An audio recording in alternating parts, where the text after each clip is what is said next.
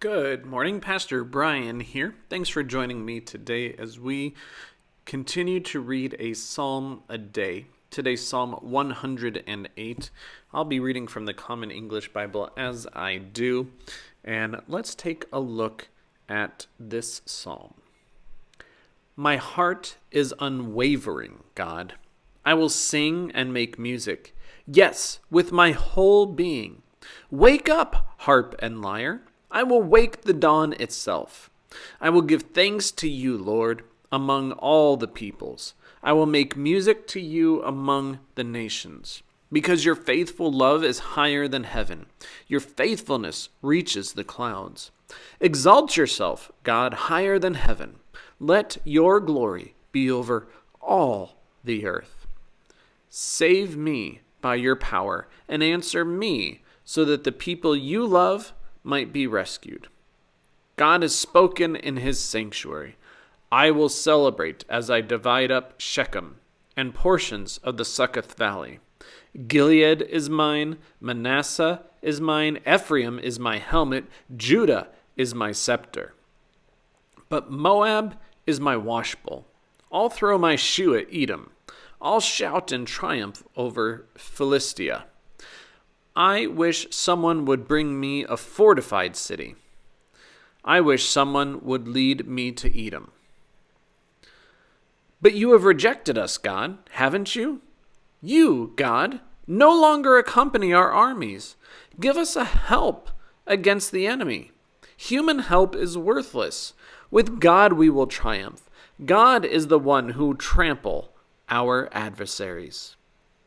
It's the end of Psalm 108. I think all scripture is interesting, so I was just about to say, well, this is an interesting psalm, but, they are all interesting in many and various ways.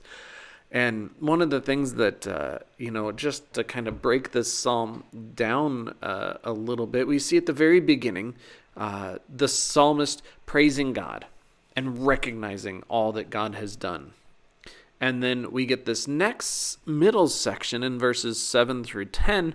It says God has spoken in his sanctuary, and I think it's the psalmist speaking for God or saying something that they believe God would say, in which we talk about all the different ways in which God has helped the Israelites through all the victories that they have accomplished, primarily through, well, maybe not primarily, completely in this psalm through battle. And then verses 11 through 13 seem to indicate that there is something going on in which God is not present for that battle against their enemy. And that with humans, the war is worthless, but with God, they will triumph. And that's really speaks to what we actually see happening in Scripture. If we take a look at some of the battles as the Israelites are working to conquer the Holy Land, the Promised Land. And we see that when they do things on their own, God does not bring them victory because they've done it without God's help, without God's permission, without God's helping them through that process and, basically saying these are the steps that we should take. And so anytime they did that, they were defeated. And anytime that they followed the words of God, they were victorious. And so I wonder, is this a situation in which they've got some enemies and they've been doing things on their own without looking toward God for guidance and for help and what it is that they should take? And I, think about that in our own lives, when we do our own thing. When we say, I'm going to do this. And we don't consult God. We don't ask God, is this the right thing to do, God? Or at the very least, God, help me in this situation because I have to go through it. I think we're much more able to recognize the ways in which God helps us through those situations. And by placing God in that situation intentionally, inviting God in. I think is a wonderful thing for us to do. And so I just wonder, is this something where the psalmist is recognizing God's favor, but not necessarily remembering to have invited God into it, to be a part of their lives, to be a part of what is happening here.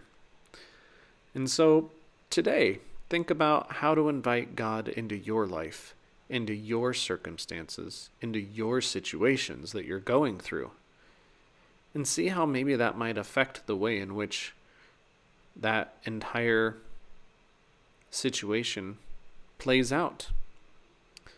I think I myself will see a huge difference. So what did you hear today? Write it down. It's a wonderful way in which we can really express what we're thinking. So write it down, share it with a friend, share it with us. Take care of yourselves, please. Stay safe, and God bless.